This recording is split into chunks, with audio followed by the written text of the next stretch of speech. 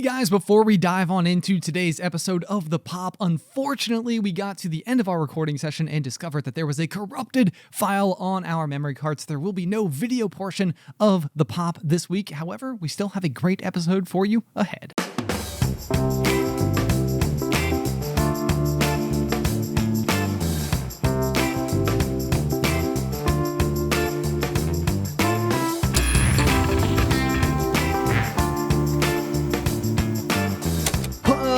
What's poppin', everybody? Hello and welcome to Popcorn Culture. My name is Ben Carlin and I am your host. Here with me today is my brother Jay, who will be in every episode. That's me, Ben, brother Jay. Happy to be here on The Pop with you today. It's really great for you to take some time out of your busy schedule to come and spend about an hour, discussing world topics with me. World topics, world leaders, probably. We're Abe Lincoln. How hard is it for us to get to Abe Lincoln? It's becoming easier and easier with every single passing week because I cannot believe how much the trend continues to be true that the more stuff we try to make up about Abe Lincoln, the more we can't. It's because no matter what, everything about Abe Lincoln is quietly true. Well, also, I've gotten really into collecting Abe Lincoln trading cards, aka $5 bills. Got a massive collection of Abe Lincoln trading cards. $5 bills. $5 bills. $5 bills, yo. You know what? It's great though. They're like, it's like some of them are worth things. Like roughly $5. Right. Like I found one on eBay the other day. That was like $4.99. Yeah. Oh wow. But like shipping. Yeah, but shipping. So made it like $8. You gotta play the long game on that one. I know. I gotta be very careful. Very careful. Anyway, is there something else that has lately become true about Abe Lincoln? Didn't know? If you recall, in the last episode of The Pop, we were discussing the true life fact that Abe Lincoln was basically indestructible. Yeah. How he overcame malaria twice. Right. Even being shot directly in the head didn't immediately kill him. Impressive. Yeah. Impressive for most. And we were like, man, someone should really write a comic book about Abe Lincoln. And it turns out that one exists. Ben, not only does one exist, but his power set is that he's indestructible. I knew it.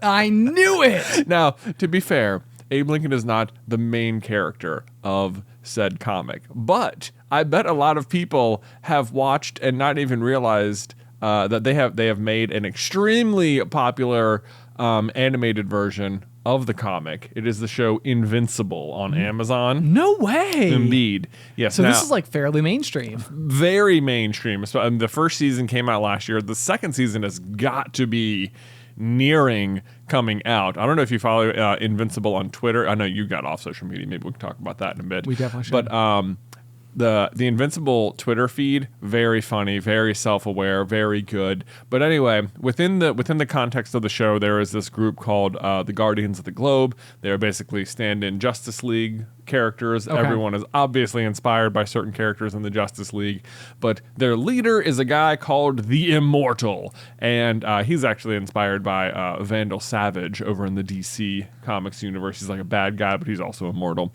Anyway, his whole thing is that obviously he's immortal and can't be killed. He is killed in the show briefly before people reassemble him and he comes back to life. Spoilers, doesn't really matter. He's not like a huge character in the show or anything, but he's the leader of the Guardians of the Globe, and he's one of these characters who's he's been alive forever, so he's actually been a world leader in several different capacities, including, it turns out, he actually just was Abe Lincoln. No way. Yeah, he was Abe Lincoln, the immortal, the indestructible. So this is just how Loki in the show Loki is like DB Cooper. Right, exactly. Something like that. It's just this guy has been around for thousands and thousands of years, and in his life on Earth, he has made lots of different, impacts on all of human history, including being Abe Lincoln. This is one of those things where I feel like any character who has ever been immortal in this capacity, because I think the Eternals did this as well, where they have the character of Athena, who is just Athena, right? Yeah, and it's she was just the actual person that the stories are based off of, right? Exactly. That's them. That's them. It's like writers can't not do it. It's if you've been immortal, you have to have been able to have infiltrated things. Right, like well, because I mean, if you're immortal, the number one thing you have on your side is time, obviously, right? Like you don't need any sort of like high risk banking situation going on, right? You need just the lowest risk, eventually I'll be rich system going on ever, and eventually it will, like, everything is all like the banking stuff that like accrues you money over time assumes you will die after a certain amount of time. Sure. Right? But you don't have to worry about that. So this is almost like we talked several weeks ago about the idea of like, okay, like what would we do if we didn't have to like worry about like money at all anymore? And I think your answer to that question was like, make videos. Man, yeah. I mean, I keep thinking if I could just get some work done, I could finally get some work done. Exactly. Exactly. What I mean? So the question is like, if you today, all of a sudden, like a doctor came up to you and they were like, we found a rare gene inside of you. And Yeah. it turns out you are in fact immortal. Yeah. And it's like, you will continue to live forever. Right. How would it change your life? Well, I mean, obviously it would change your life in a whole bunch of different ways and a whole bunch of different circumstances over forever. Yeah. However, would you live differently? Oh boy, that is a crazy, crazy question. The immediate, it's a mixed bag because it's the immediate realization that everyone you know is going to die and you will not, and then you'll have to meet new people. And it's like, does my body age in this situation, or am I like roughly like how I am now? It's hard to say. It's hard to say. I mean, Yeah. I'd like to think that maybe like in this particular case, let's just assume that basically like the reason that they've discovered you're immortal is because like your everything about your like biology has been like locked like 3 years ago or something. So whoever Right. you were 3 years ago is who you will be for the rest of forever. Right, I'm just like 31 forever. Yeah. So Yeah, here's my roughly. curiosity though, is that like I feel like whenever you have like people who are immortal in stories, and probably the only reason there's a story about them is because they're interesting, but it's also like you always assume that they're like ambitious and will become world leaders of some kind. Right. But like imagine if there was just somebody who was like quietly immortal and they just literally exist on the planet somewhere and just do like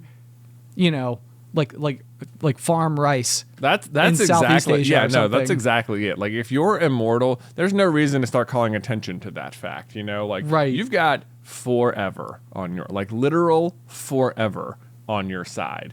So I think my mindset would be, for the most part, continue living the way I am right now, the way I'm living right now. Just sort of understand that like eventually, right now, 2022 will be just like a blip in my memory. And it's like, it's all about just creating a snowball if you're immortal. And then you can just disappear off the grid. Because eventually, like, you can get to a point of wealth just based on solely nothing but time. Sure. That, like, most people don't have. And you can just get there eventually without even having to be like crazy creative about it or anything. Right.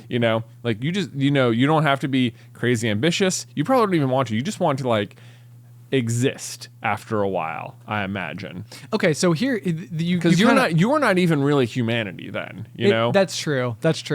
But so okay, I have kind of a curiosity question because I feel like you could apply it to this, and it's like a piece of wisdom that I took from a book that I was reading a couple of weeks ago, called "The Wisdom of Insecurity," which was recommended to me by our editor Riley. Okay. And it was like the entire book, for what it's worth, is not very long. However, every single sentence of the book could be like taken out and posted as like an individual piece of wisdom. Like every single sentence of the book is like packed with 19 layers of meaning.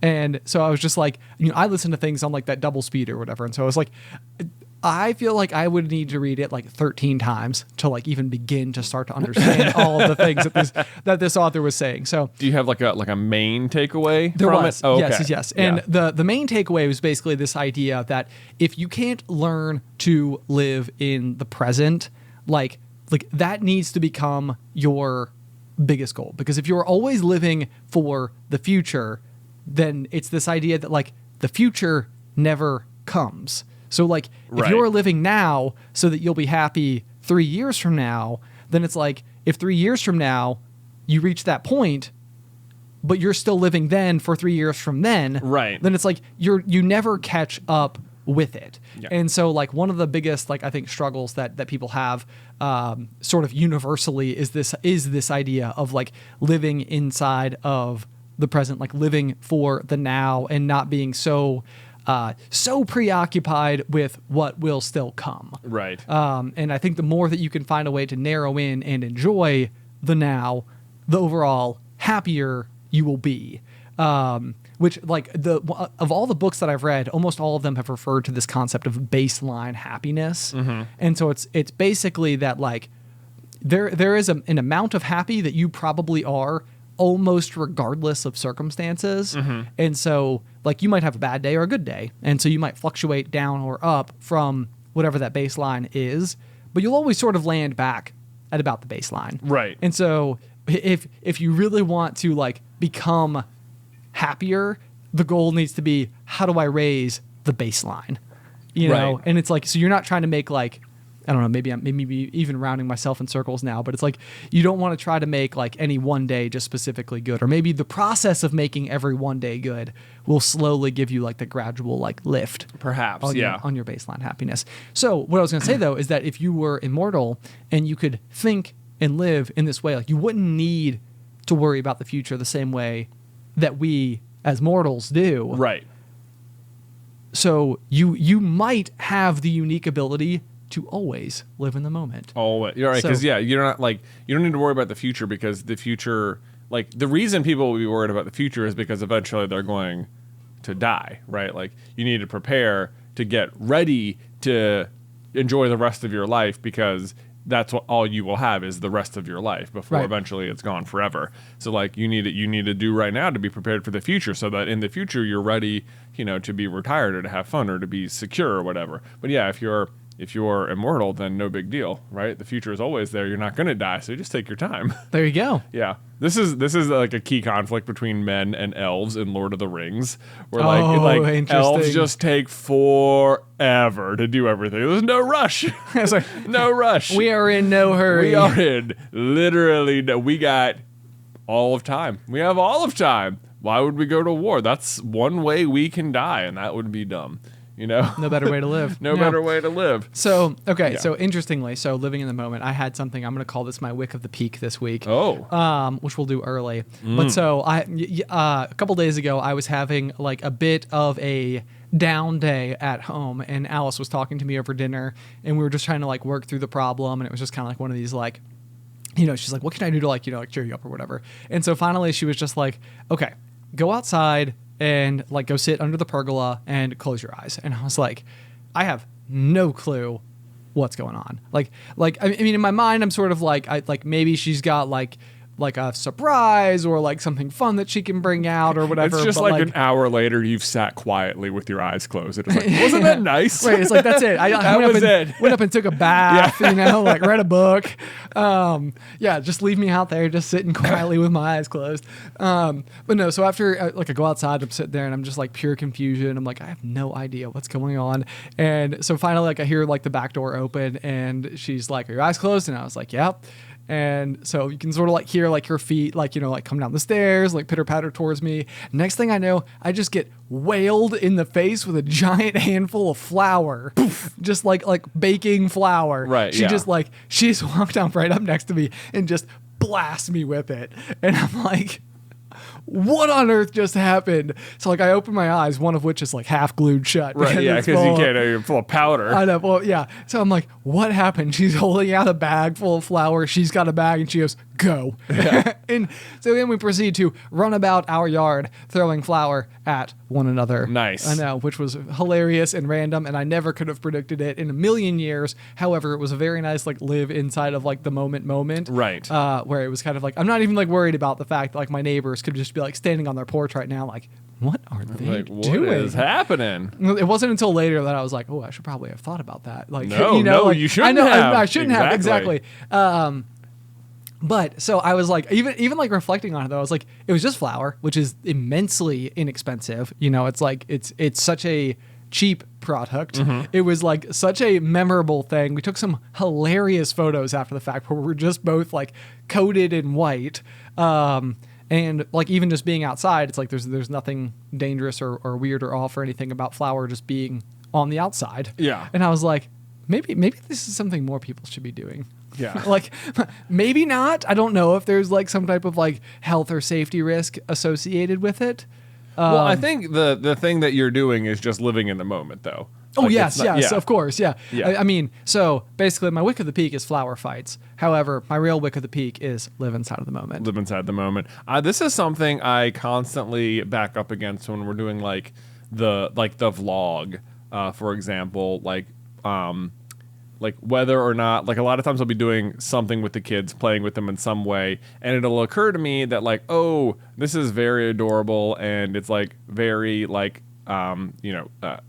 viewable. Like, should I get my camera out and like try and film this sort of thing? Like last week, I had all the kids in the backyard, and there is this sled that you might go down a hill for in the snow that we have left in the backyard. Often we'll just sort of like prop it up on the stairs as a barrier so Nick and Nate don't start going up the stairs, because they're not great on the stairs yet. Okay. Don't want them to fall or anything. However, it was just sort of sitting out in the yard, and Luke was dragging it around, and so we have this like tiny little hill in our yard, and I just put the sled at the top of the hill, and I was like, all right, boys, get in the sled, and it's got like a little pull rope on it. So all three of them pile into the sled, and I just go like, and then I just pull them down the hill, and once you get some gravity going, it just slides, on the grass pretty good anyway. Sure. And then you can just pull them down, and we get to the bottom, and they all tumble out, and they're all like laughing and having an absolute blast, and we do it like 5 or 6 more times, and like I could tell I am just having fun playing with the kids. Like I've lost track of like how much time is passing or what we're doing. It's just like,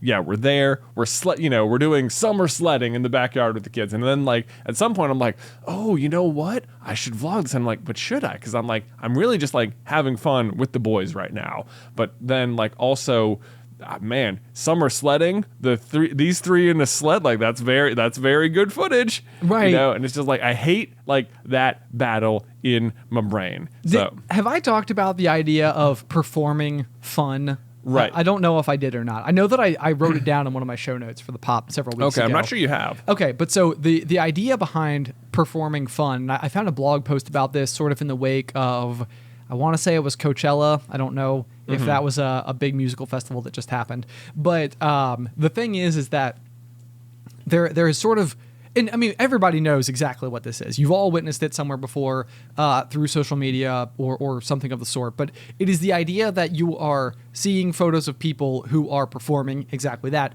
fun. Like they have gone to a cool location. They have worn a cool outfit. They have done something in particular, like under the very intentional purpose of like, I need to make it look like I am having so much fun. Right. And that's the thing, is that it's almost like, but are you having fun? Exactly. And so that's, I agree with you completely, because like, I almost feel like, while so much of all of the aspects of the vlog, like when we do it as well, it's like you're seeing like authentic moments of our life, but there's also like there's probably no way to ever capture the moment you just described. It's like, because I almost feel like unless it just so happens to be the case that you are like filming something and then it happens to be rolling as this like ensues. Yeah. It's almost like you can never plan those like magic moments. Oh yeah, it's like it'd be the only real way is if someone was like secretly filming you and you didn't know, because like even if it was just like, oh yeah, I have a this is my this is my vlogger friend, he'll just be here with a camera capturing stuff, Yes, yeah, it's yeah. Even that, it's like you're aware of the camera, so even if you're actually having fun, it's like you still know it's there. This has been like my thing at the last couple of like family gatherings that I've done, is I will bring my like my point and shoot camera, which has like a nice zoom lens on it. Yeah.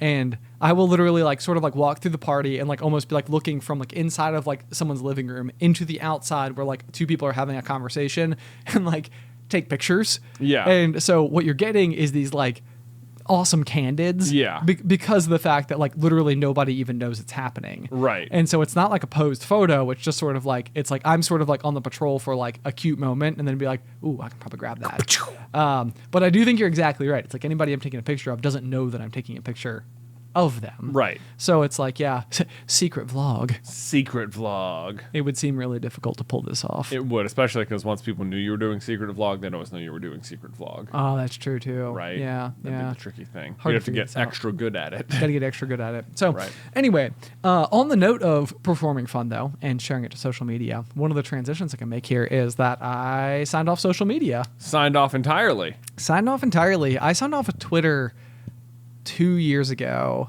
at the beginning of I think right around the beginning of like the pandemic. It was kind of like this is like it is such a dark hole, and I'm like working from home, and I don't have the ability to like have positive interactions with anybody else, and I will like stew on something I just saw, and it's just like it was one of those things where it's like. It's almost like the like car wreck analogy. It's like you just can't really like look away. Right. It's like I think that's usually how I felt. It's like I know I'm not looking at something good, but I can't stop looking for some reason. Right. And so I feel like I was like, nope, that's just it. I gotta remove my ability to get to it. It is, yeah. Twitter is like, it is so random because you're right. Sometimes I will see something and it'll be like, I will see a remark and it's like obviously, inflammatory or something. Right. And I will like go look at the comments, just hoping to see someone like, dispute it in what I would consider, from my opinion, the correct point of view. Sure.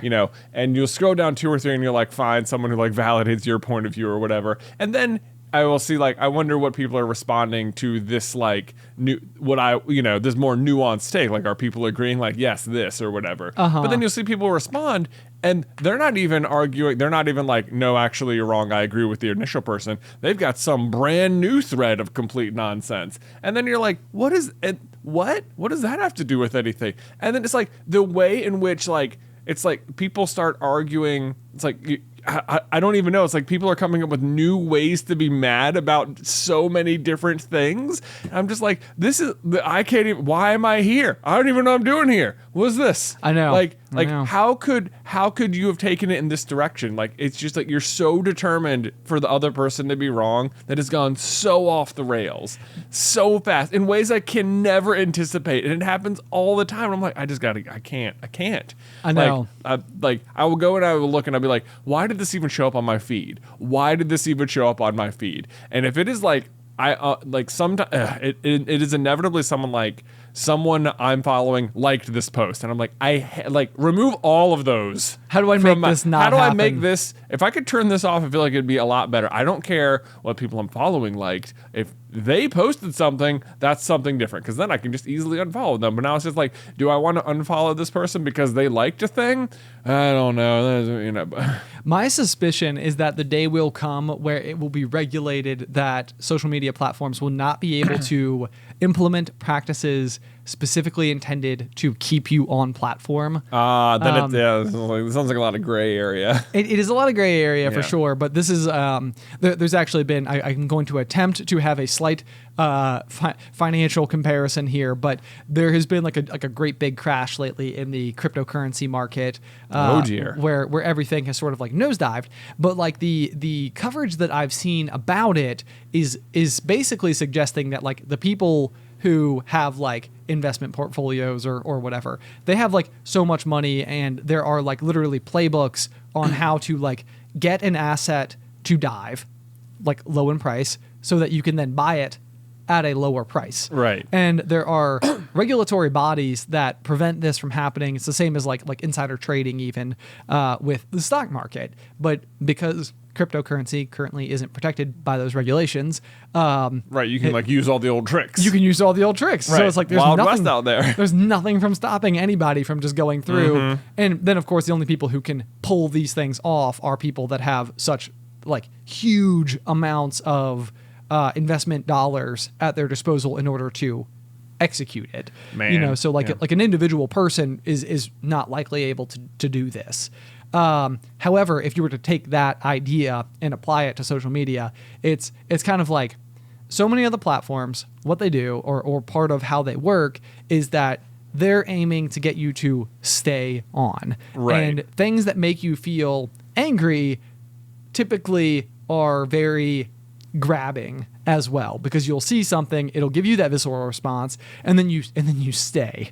And so it's almost, we've talked before about like the robot that is designed to like harvest copper. Yeah. And it's like the more that it learns and learns and learns and learns and learns, the more that it will like slowly start ripping pipes out of everybody's house to harvest copper. And then it will, pull it from this other essential resource or this place. And then like eventually like all of the copper has been removed to the point where it's like there's nothing left other than a huge pile of copper. Right. It's like it's become too efficient. It has become a problem. Right. And I think that that's maybe a small amount of tinfoil hat theory of what we're seeing is that like it's like the more you can see something that makes you angry, the more that it will get you to stay. The more that you stay, the more likely it is that that you will ultimately post something that will make somebody else angry. This is I get like so aware of this. Like if I like feel myself like this is gonna, I will like try and like I know the algorithm is like sitting there timing you on any post, and it's just like no, don't let it. Because it's like I actively don't want to see more stuff like that. So please, like this, like, can you notice how rapidly I like? Can you take that into consideration? The speed at which I exited. You know? Right. Yeah, it's like you're trying to like talk to the algorithm. So I have two thoughts here. So certain platforms. So you have like a platform like TikTok though, where like you like I guess you're not on anymore, but like you famously said like you never like clicked the heart button on anything, like didn't give it any information to go off of. Correct. It obviously still adjusted to whatever you liked and still eventually started feeding you stuff because based on like watch times and things. But correct. When you log on to TikTok, it's not like it does not like as soon as you log on, it'll start feeding you videos based on knowing nothing about you. Right. Like it's not like YouTube where you go on and you intentionally look at a thumbnail and click it. You scroll with the intent of not knowing what's coming next. Correct. Right. So, and I would say like as an example, so I did not get on, I didn't download or ever even enter the app of TikTok again until the pandemic. So maybe I got off Twitter and got on TikTok. And so one thing I can say is that like, Charli D'Amelio, I think is like one of the most famous TikTokers of all time. I saw her for maybe the first like week that I had it. Yeah. Because she has videos that get millions and millions and millions of views, but I'm also not her target audience. Right. So it was like at first the generic like shotgun shell information that it shoots you is like, here's a bunch of super popular things, and then we're gonna like whittle down. Yeah, it's gonna 20 questions you. Exactly. Yeah. So it's like Charli D'Amelio is super popular to millions and millions and millions of people, which means statistically you could be one of those people. It turns out you're not. Okay, we won't show you that anymore. Right. Yeah, that's crazy because like I watch TikTok fairly regularly, and like I don't like if I've seen one of her videos, I don't know. Okay. You know, like maybe I've never seen one. I don't know. It is also possible, for what it's worth. I also don't know, and maybe this was more of like a flash in, the pan type of thing. Or sort of like maybe she was really big in 2020 when everything was kind of going wild. So what I think is interesting though about your idea here that it would be like illegal to like if there was a law that stopped social media things from like implementing that kind of practice, it would basically like that would be like the end of TikTok because that's all TikTok is, more or less. It would make TikTok and all social media platforms by definition, which is to say the more you use it, the more you like it. Right. Let me just finish okay. that. Sorry, yeah. So like, which is not to say that like I can hate Twitter, and it used to also still be able to suck me down a rabbit hole, but like still I was using my time on it. Right. Which is to suggest, even though I know I hate it, that my usage doesn't suggest that. Right. So what I would say is that if this regulation ever came to be, it would make all social media worse. I would also counter with that would probably make the world better. Okay, so here's how I think. Here's my immediate like idea for how. Maybe I don't think you could ever stop it from being like you can't implement anything that keeps people on the site or something, because like things like TikTok just wouldn't work. Or like you get to the end of a YouTube video, it shows you suggested videos. Like it removes the homepage from YouTube. But like I think what you could do is like mandate a mandatory subscription only feed on any given like social media platform. Yes. Right? Absolutely. Like, you could still have the discover page, which will just randomly generate whatever it wants to keep you on the page. Sure. But then I would love it if I could turn on Twitter like the subscription only feed where it's like there are literally no promoted tweets. There are no, this person liked this person's tweet. It is just literally only people I follow, and that's it. Right. Yeah, so I mean, and maybe what I would argue too, if that was the case, is that would need to be what shows up first. Right. Yeah, that would have to be part of it. You're right. Like you would have to toggle to the different thing. Right. And I think that like if you were to look at, like any addictive substance or something like that, like those are regulated in such a way that like there are limits on how much of that can be. Mm-hmm. And so I suppose that if I'm going to start to try to like make real big leaps in terms of like ideas or how regulation comes to exist, it would be that like removing this practice from these platforms would almost be like regulating the amount of addictive substance that was allowed to go into them. Mm-hmm. Partly because I think that is the very nature of what it is. It's almost exactly what I just described. It's like I could know that if I open the app Twitter, it will make me feel worse. Right. And yet it's like for the longest time, that was not enough to get me to stop doing it. Right. Right. You're still like, boop, you just open it. Right. Right. Yeah. And so ultimately, yeah. So over the weekend, I had a couple of life updates. So I can maybe like kind of fill in a little bit what ultimately led me to my removal from social media, because it was sort of like a couple of stair-stepped decisions. But one of them is that I stopped 75 Hard. Completely. You stopped it. I stopped. Wow, the update. I know. It was a big update. How far did you get? 64 days. 64 days. Yes. Okay. And so basically what happened was I set out with the goal, and my big thing with this is that like I have exercised a lot over the past like 5 to 7 years of my life in varying capacities, whether it was rock climbing or biking or running or weightlifting.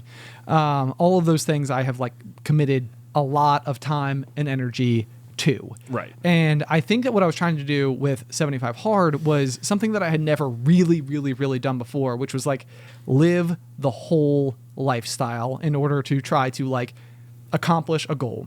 And so for me, what I wanted to do was basically put on like an additional 10 pounds of like physical muscle, so that like I would go from 170 pounds to 180 pounds. Like that was the goal, with the hope being that like if I'm eating more good food and I'm exercising more often, and then I'm giving my body more fuel to then grow those muscles.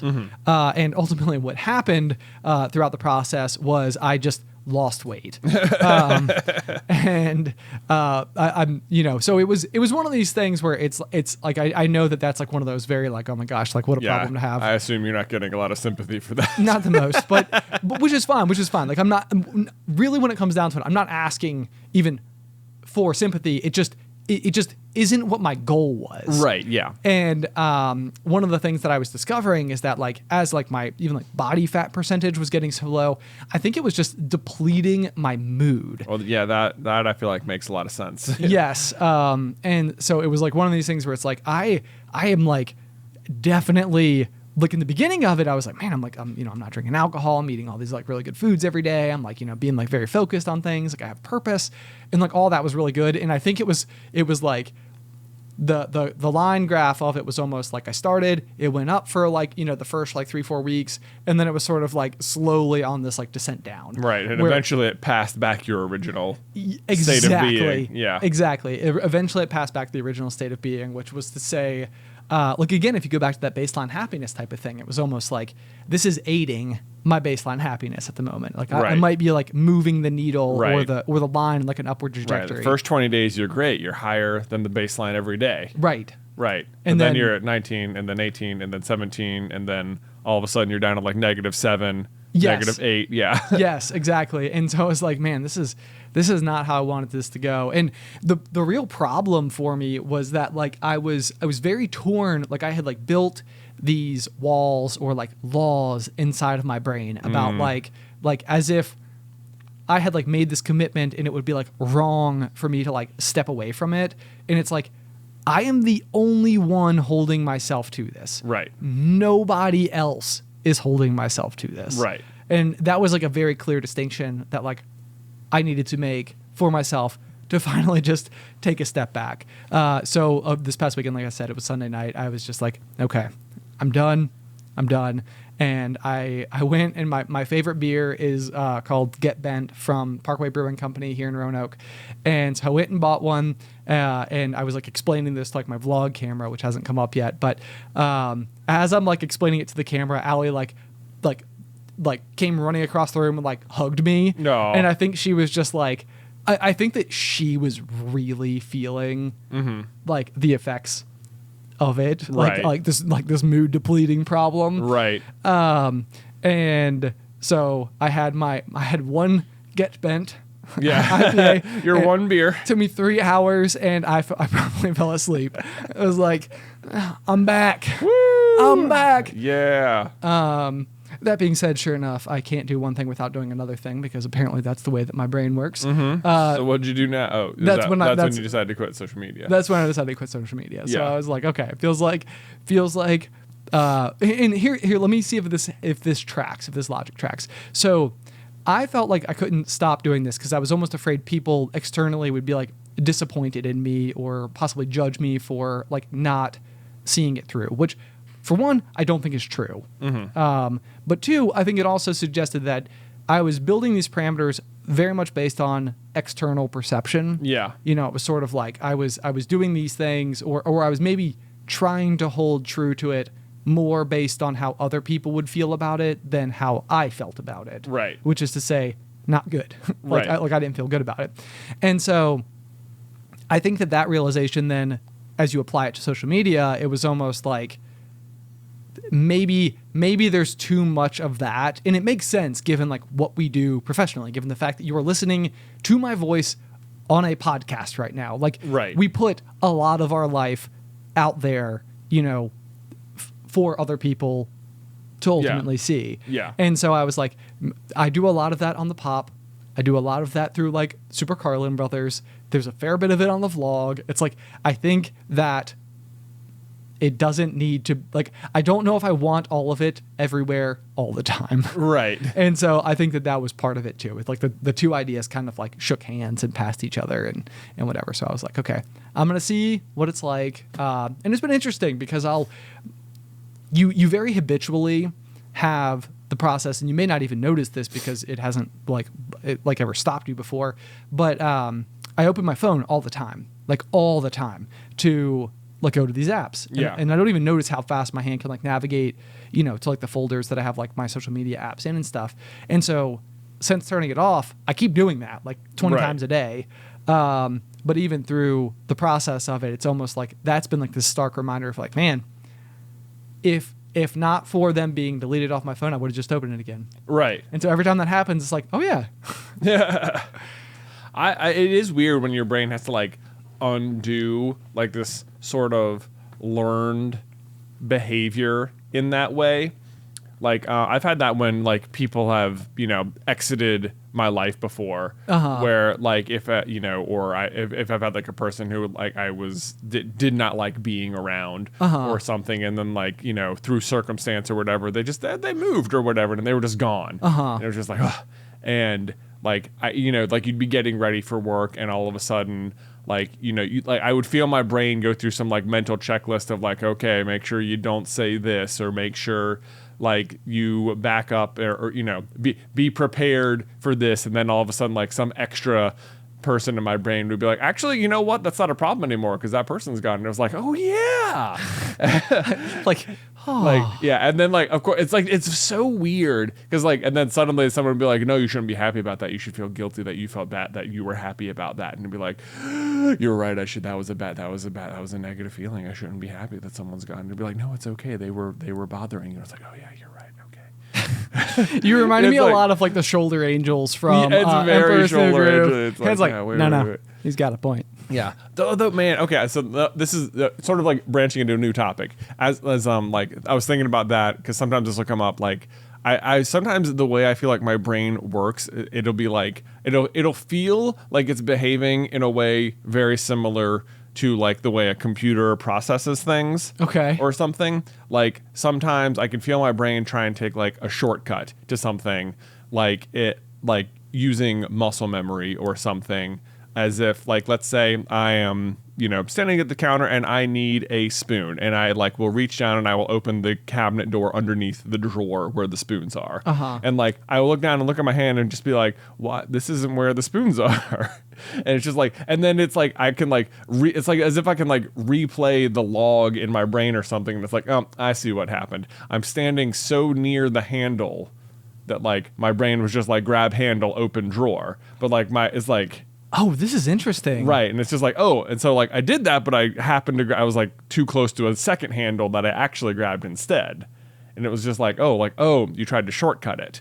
So your brain will go on autopilot and literally do not the wrong thing, but do a similar thing that isn't the thing you intended. Right. It was instead of saying open kitchen, open spoon drawer, it was just open handle near hand, That is very interesting. Yeah. I have to tell you that I don't know that I experienced this same thing. Never. So I am very curious to know if others do, because there's absolutely no doubt in my mind that that there are certain roadmaps that different people's brains tend to follow in terms of what their logical processes are. Yeah. In terms of how quickly they can get from like one thing to another, or like what information they think they can like bypass in the checks and balances and stuff. Yeah. Well, like, so then, going to my other example where it was like, oh, I don't have to see this person anymore. Like I could feel my brain do these. It was like it was going through its like morning, like going through like a system check or something, like make sure you're on guard for this thing today. I was like, oh, actually, we ran the backup on that one. Don't have to be worried about that. We can let this one go. You can lower the amount of things that are kind of like processing through the cache. Exactly. Yeah. Yeah. And it was just like, and so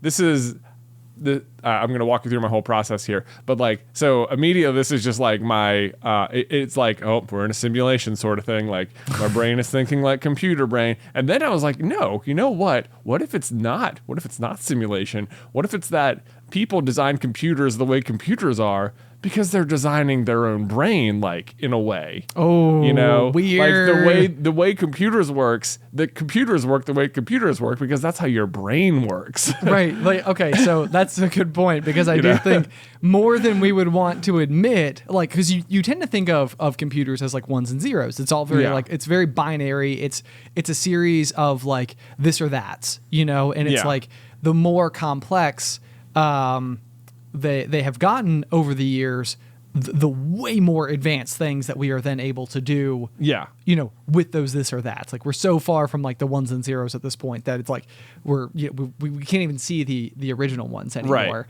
Right. That being said, though, it's still like the decisions of those pathways were still created by human brains. Right. Which is to say that at some point in time, someone had to make a decision about what came next. Right. Like, how to design the computer. Right. And so it's fascinating to me, because I don't know that I've ever really considered like coding in this way. Like, it always felt like you were following such a specific set of processes that like it couldn't deviate into like personalized.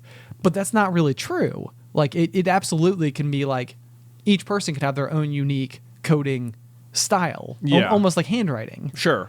Yeah. Very much. So I wonder if then like people who are like very good now, I'm sure people who know are like, this is exactly what happens. But I wonder if that means that the people who are really, really good at coding, it has maybe not so much to do with the knowledge of how to type in code form to the computer, but more how to do it like very succinctly. It's like, how can you have you ever tried to like Google a question? You're like, I don't feel like I'm Googling it correctly. And then you get close enough that like Google's auto-filled question is like, that's what I meant. You know what?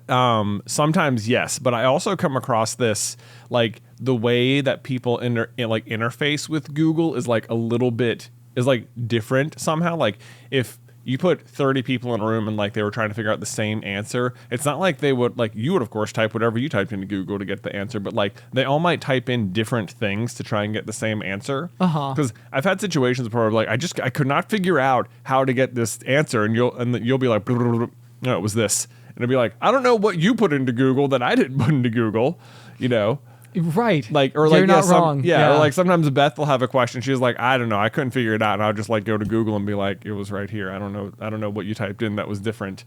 Or like, what like what strategy you use to search for things. But it's like, yeah, like I don't know. Sometimes the way your brain interacts with it gets exactly the answer you want, and other times it's just not there.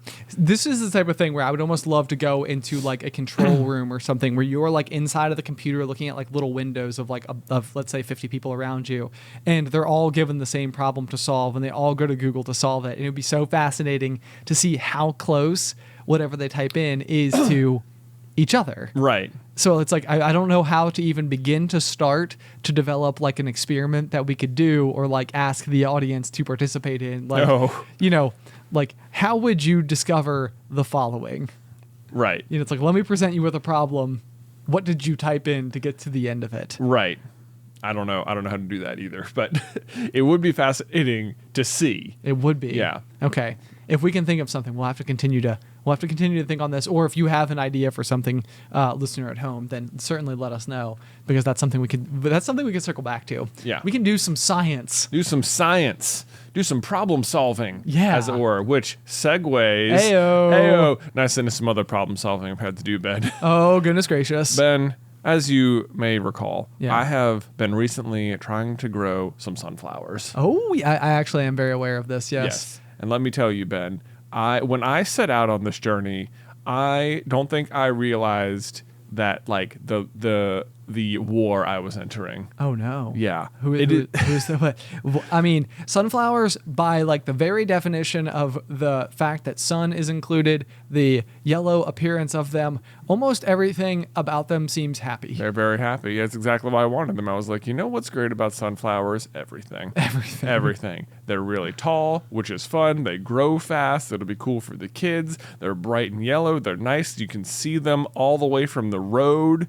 You know, like it's gonna look good in front of my house. It's gonna be good, and it's gonna give me a reason to care about this tiny patch of earth right in front of my house that I have to walk past every day. That was previously nothing but weeds. Which I hate. Yeah. I don't like the weeds. So anyway, yeah, it has just been like I can't believe the amount of time I've had to dedicate to growing the sunflowers, because like you let me borrow your rototiller a few weeks ago, which was nice. You're welcome. Probably over a month at this point, and I just tilled it all up, and like in my mind that was going to be the end of the weed problem, more or less, right? Like any weeds that were down there, I annihilated them. I ripped up the roots. They're all gone. Right? Wrong. Very wrong. Oh, dear. Oh, dear. I mean, certainly when I was left, any weeds that were on the surface were completely gone. It looked like just a brown patch of earth. And then I planted the seeds and then just, wait for it to go. But sure enough, there's still plenty down there that began cropping up again. Okay. And like I have gone out there, this is my third weekend in a row where I was just like, I'm just going to weed it. I'm just going to get them all. And like it's amazing to me how much come back each time, because I feel like I am pulling out buckets and buckets and buckets of them, and they just continuously come back. I'm like, am I doing it wrong? I don't know. And you'd think weeds would be my only problem, but its enemies are converging on all fronts. Oh no! Oh dear. Yeah. Okay. So the other enemies are I'm going to call them Luke and Nick and Nate. Just out of the. I'm just gonna throw them out. Some names. Some random names. No, not really. These are the least of my problems. However, it must be said that sometimes when they're out there, they are the sunflowers are still growing nicely. You can see them. They're big like stalks. They don't have flowers on them yet. They're just big green stalks right now. Okay. And so they stand out. And so sometimes Nick and Nate will go over there and they'll just think like, ooh, what's this thing? And they'll just stomp on it. Just straight up. So what do they do? Stomp. Wham. Just wham. This is exactly what you'd think 2-year-olds would do. There's a big old stomp. Now, Luke understands, for the most part, what the sunflowers are. He helped me plant them. He knows what they look like. He would never go out there and intentionally try and harm the sunflowers. But he's also been out there while I was weeding before. And, he likes to help as much as he can, which is, not a ton. Sure. But he likes to help, and I appreciate it. I like that he's out there and we're just spending time together, which is great. But one day I come home and Luke, in his, just trying to be so helpful, was trying to do some weeding while he was out there. But of course, actually pulled up some of the sunflowers. That was disappointing. Like, oh, no. And that was disappointing. That was disappointing. I just came home and there's just like 6 stalks sitting on the sidewalk, and it's just like, just don't look. I was like, oh no. So that's been. I was like, I replanted them. They all still look green. I don't know if they took. I don't know if they're gonna take, but we'll see. Okay. We'll see. Okay. We'll see on that front. They're in our thoughts. They're in our thoughts. The sunflowers. Yeah, but now you'd think that between weeds and children, that would be enough. But no, man, I have a new worst enemy. Meteors. I was actually... Not meteors. Yeah, I mean, could you imagine, though, if it was meteors? You know what? If it was meteors, then I'd have a meteor, you know? True. You know what? You know what I'd be okay with? If a meteor hits the sunflower patch in front of my house, guess what? I just own a meteor now, and that's pretty cool too. It's not the worst. It's not the worst. Anyway, Instead, I interrupted. my new worst enemy is the rabbits. The rabbits. The rabbits, Ben. Oh, dear. Turns out. Darned wildlife. Yeah, darned wildlife. So it turns out that amongst the many things you can grow, there are certain things rabbits don't like. But I've recently learned that apparently, like, rabbits' number one most favorite food is like sunflowers. Oh no! I know, real problem. You should set up a wildlife cam on your front door. No.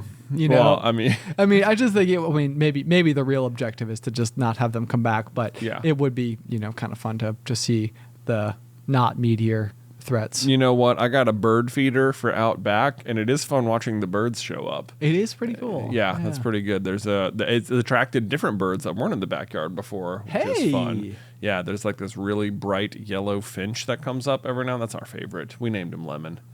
Yeah.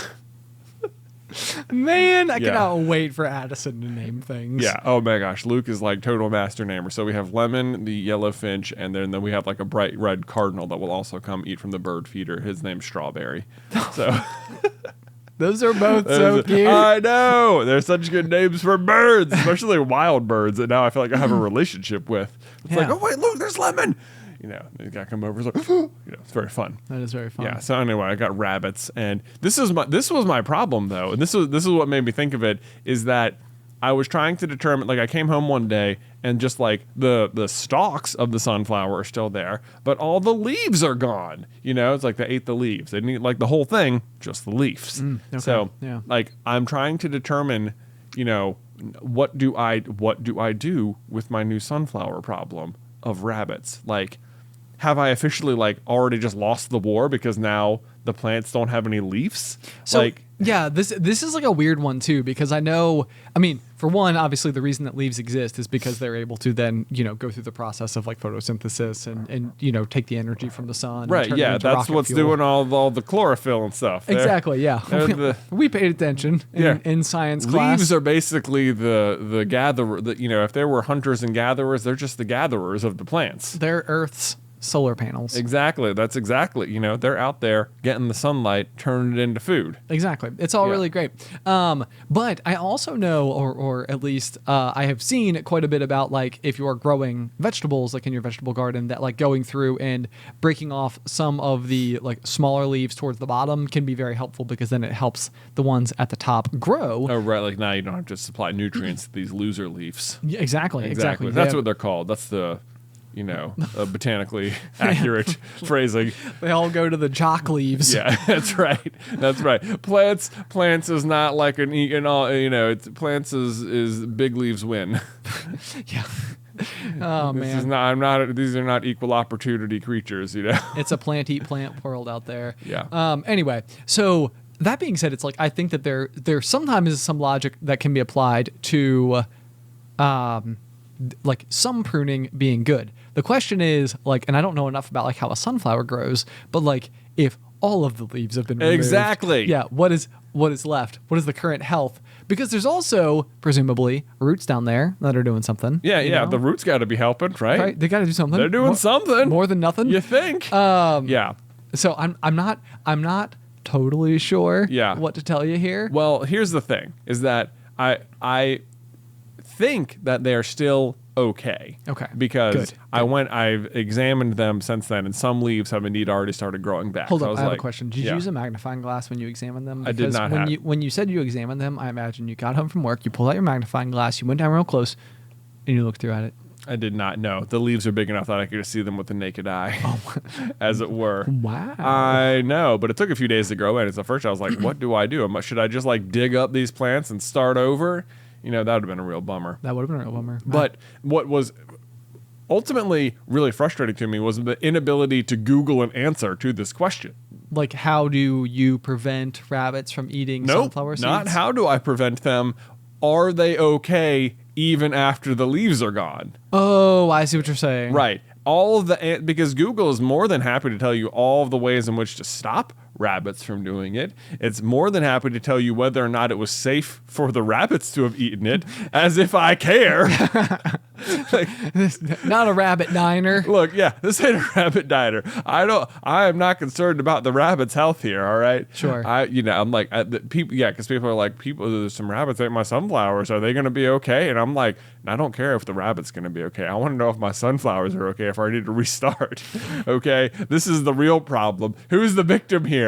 Not the rabbits. They got a nice meal out of this situation. Right. As far as I could tell. And now you don't have sunflowers. Well, that's the thing. Do I have sunflowers? I couldn't figure it out. I was like, the stalks are still there. Will the leaves grow back? And it was just an impossible to answer Google question because there's 1,000 ways to prevent it from happening. There's nothing that tells you what to do after it's happened. I see. Yeah. I see. Yeah. So ultimately, I decided that what's going to happen is that the leaves are going to grow back. That was my determination based on the leaves actually growing back already that I could see. I was like, yeah. Are you going to will this to happen? And or? as we've talked before about my ability to manifest things, and if I want those leaves back, they're coming back, okay? Deal. No, Deal. Deal with it. My ultimate solution was that I also just got some rabbit repellent, which I'm very skeptical about, but I'm presently trying it out, so we'll see if it works. Interesting. But if I come back and all those leaves are gone again, oh my gosh, I'm gonna be so mad. All I want is just my nice, pretty, big yellow flowers. All right. It doesn't seem like it's that much to ask for. Are there any? I'd be curious if there's any accompanying plants that rabbits would be less interested in coming near. Like I know, and this is not based on really anything other than like I know that like carrots and tomatoes grow well next to each other. So I'd almost be curious if there's anything that you would plant near something you want to succeed, basically just because like it otherwise is a natural repellent for the predator. Yeah, you're all over the Google results, Ben, for sure. Yeah. Okay, so I'm hitting the marks. They have suggestions ranging from plant things they're not interested in as like a barrier thing around there. There's build physical barriers. There are people who are more lenient towards the rabbits who are like, you should just plant the rabbits a patch of clover and maybe they'll go eat that instead. And I was like, absolutely not. All right. Your animosity towards these unnamed rabbits. Ben. Maybe you should name one of them like Pepper. Pepper? Yeah. Absolutely not. That's way too cute. They need much worse names. Like Sauce? Yeah. No, not Sauce. Sauce is a fun name too. Okay. Yeah. What's a not fun name? I don't know. I don't know. We need some sort of Bazooka. A bazooka. Yeah. So this is my I don't know. It was bothering. It was making me actively mad that there were solutions that are like, here's other ways you could feed the rabbits so they won't eat your stuff. And I'm like, the rabbit's health is of no concern to me. Okay, well, I mean, that's been made clear. Let's be clear. Poor Bazooka. Look, just not out poor there. Bazooka. He's digesting my sunflower leaves as we speak. This is the problem is like all the solutions are just like go plant more stuff. I'm like, I don't want to plant more stuff. Then there's going to be stuff besides sunflowers in my flower bed, and that's what I want. Anyway. I'm going to shift it to have something that I concocted over the weekend myself called banana water. Banana water? Banana water. Is it exactly what it sounds like? Almost exactly. Okay. Yeah, so you take a banana peel, you put it inside of a jar, you fill that jar with water, and then you just basically like wait a day, and then you have banana water that you can then pour on your flowering plants. Actually, I'm familiar with banana water, as it were. Have you used banana water on your plants? I did not use banana water, but I learned about banana water from the same source that I learned about other things I've done for my plants. One day, what did I make not too long ago? It involved coffee. It involved oatmeal and hot water and something else. And you basically just let it sit for an hour on your Oh, it was tea. It was open a tea bag, empty it into a jar, then put like a tablespoon of or like a cup of oats in there, and then just boiling water, and just let it sit for an hour, and then it'll basically just turn into plant potion. I love the care and attention that you're giving to your plants and the sheer animosity you have towards Bazooka. Like it is the most hilarious, like unexpected twist. I feel like where most people think like small furry creature, adorable. Yeah, I used to think that. It used to be a real treat to, this is how I know it's rabbits too, is because I'll look out in my backyard and sometimes I'll see the rabbits out there, and it was very exciting because I could be like, Luke, look, rabbits. And he's just excited because, yeah, exact same thing. It was like, ooh, I get to show you this adorable thing. But now it turns out that the rabbits have turned on me. They are no longer just some spectacle of joy for my sons. They are enemies of the sunflowers. They were once reliable. Now hated by everyone. I don't think you're going to win many opinions with your hatred of bunny rabbits. Well, Ben, you know what? Grow some sunflowers, then we'll see how you feel. All right, that's fair. Maybe. Well, actually, I was gonna say maybe next year you could try like a raised bed or something. But my suspicion is that if you don't want to plant other plants, you also don't want to do a raised bed. Look, I wouldn't mind having a raised bed. The raised bed would just not go well in the exact spot that my flower garden is, my flower bed. I got you. Then there'd just be this like random wall of stuff that. You know. Also, if I know one thing about rabbits in particular, it's that they're good at jumping. That's some good right? hopping, thought little nut brown hair. Right? Have you read that book? What? I don't think so. Guess how much I love you. Oh, I have read that one. Little nut brown hair. Yeah. Big nut brown hair. This much, the moon and back and stuff. That's the one. Yeah. Anyway. Yeah. Nut brown hair. Yeah. Yeah. I feel like we're at a good stopping point. You think we're at a good stopping point? I feel like we have now opinioned all over rabbits for so long that if we don't exit the conversation soon, it's going to get dark. Well, here's the challenge for everyone. See if you can find a helpful Google result that tells you whether or not your sunflowers will survive post-rabbit assault.